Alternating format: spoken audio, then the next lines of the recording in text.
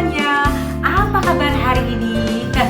Mudah-mudahan semua masih dalam keadaan sehat walafiat dan tentu selalu bersemangat untuk mengisi hari-hari ke depannya.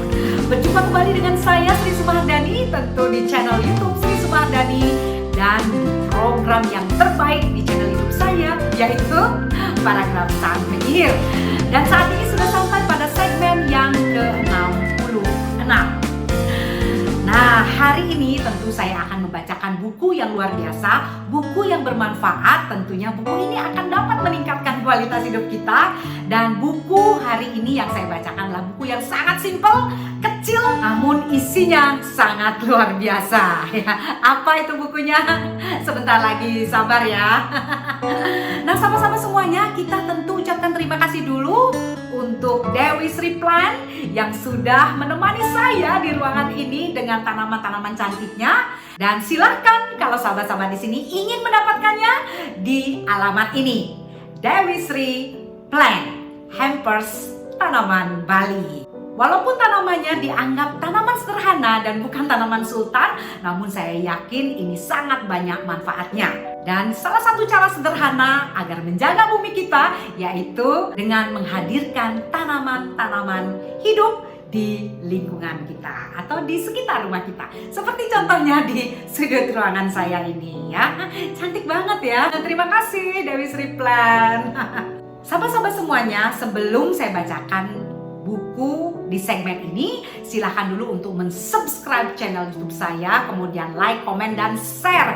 Bagikan ke banyak orang agar banyak orang tercerahkan. Dengan tercerahkan maka imun akan meningkat ya. Oh ya, ada satu yang saya lupa. Nanti di segmen yang ke-70 saya akan memberikan giveaway untuk sahabat-sahabat yang sudah rajin menyimak program Paragraf Sang Penyihir. Dan hadiahnya akan disediakan oleh Dewi Sri Plan, tentu tanaman-tanaman cantik hampers tanaman Bali ya. Ingin mendapatkannya? Tunggu sampai di segmen yang ke-70. Saya akan berikan giveaway-nya ya. Nah, sahabat-sahabat semuanya, saya akan bacakan buku yang kecil seperti ini. Judulnya adalah Tatah Menata Mata Hati. Buku ini ditulis oleh Gede Mahesa. Di sampul depannya ada kalimat seperti ini: siapa yang tak ingin menggenggam dunia, maka ia tak berbuat apa-apa.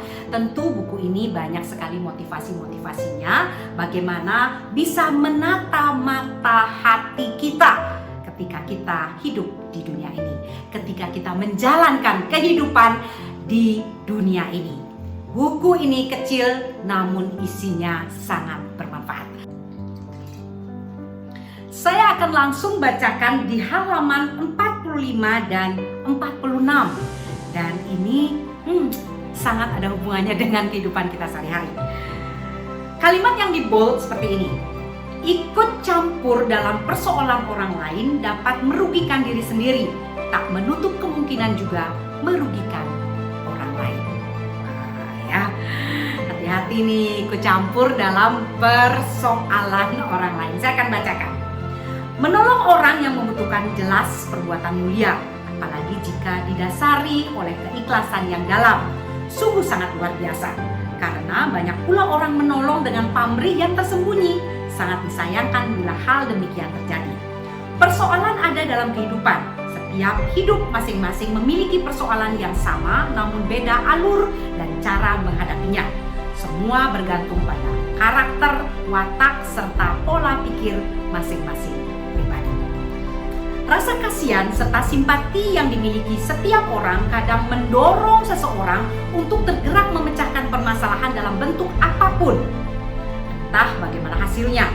Yang jelas, bila hal demikian terjadi, tentulah akan sangat meringankan beban pikiran, hati yang bersangkutan.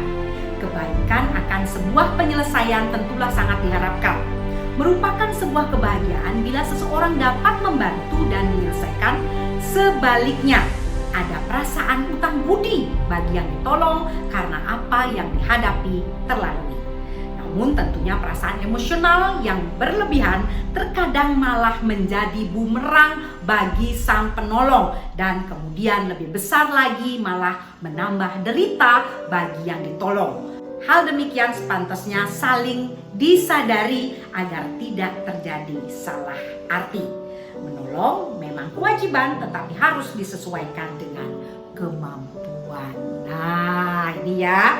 Jadi ikut campur dalam persoalan orang lain dapat merugikan diri sendiri, tak menutup kemungkinan juga merugikan orang lain. Jadi hati-hati ketika kita ikut campur dalam persoalan orang lain. Seperti yang sudah saya bacakan tadi, ketika kita menolong orang lain sebenarnya kita sudah ikut campur urusan orang lain. Tentu ketika hal ini dapat terselesaikan dengan baik, maka orang lain akan atau seolah-olah dia memiliki hutang budi dengan kita yang menolong mereka.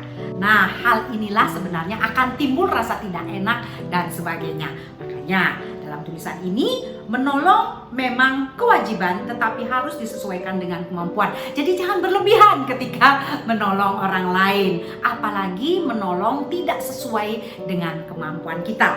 Itu akan dapat merugikan diri kita sendiri, dan tentunya apa yang kita tolong seandainya berlebihan dan tidak terselesaikan malah membuat runyam orang lain dengan pertolongan kita. Jadi hati-hati dengan pertolongan yang kita berikan kepada orang lain. Ya, bagus sekali ya.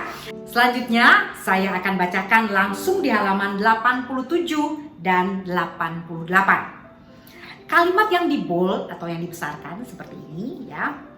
Gerobak yang berjalan tanpa muatan akan lebih berisik daripada gerobak yang berjalan penuh muatan. Kira-kira ini membahas tentang apa ya? Coba kita bayangkan dulu, sebuah gerobak berjalan tanpa muatan akan lebih berisik ya daripada gerobak yang berjalan penuh dengan muatan ya. Benar juga ya. Oke, saya akan bacakan ya. Menilai seseorang bukan dari bagaimana ia berbicara ataupun dari gaya berpakaian serta perhiasan yang dipakainya. Acap kali mata serta telinga tertipu dengan apa yang didengar serta dilihat. Namun apapun itu, sebagai orang bijak selayaknya menyimak apa yang disampaikan seseorang dalam merebut hati lawan bicaranya. Banyak sudah bahasa mimpi seperti janji, namun terkadang hasilnya bagai angin yang lewat menerpa tanpa meninggalkan bekas. Menyimak adalah salah satu cara terbaik untuk menghargai seseorang yang berbicara, hingga dapat menyimpulkan akan kebenaran yang disampaikan. Banyak nyanyian serta ucapan yang berlebihan, maka selayaknya lebih mencermati. Sebab seseorang yang memang tulus ikhlas akan menyampaikan sesuatu ataupun memberikan tanpa pamrih, ia akan mengutamakan apa yang dilakukannya, bukan apa yang dibicarakannya. Pepatah pun mengatakan bahwa padi yang makin berisi akan makin merunduk. Mencermati sehingga mengerti. Nah, paham kan? Jadi menurut buku ini, kita menilai seseorang bukan hanya dari bagaimana dia berbicara dan berpenampilan, namun lebih dari itu. Dan kita sebagai orang yang menilai seseorang harus dapat mencermatinya. Jangan hanya percaya dengan kata-kata atau apa yang dibicarakannya. Jadi hati-hati juga ya dengan gerobak yang berjalan tanpa muatan ya. Orang bilang mungkin tong kosong nyari bunyinya ya. Nah, sahabat-sahabat semuanya, tentunya dengan membaca buku ini maka kita akan dapat menata hati kita sehingga dapat menata kehidupan kita dengan lebih baik.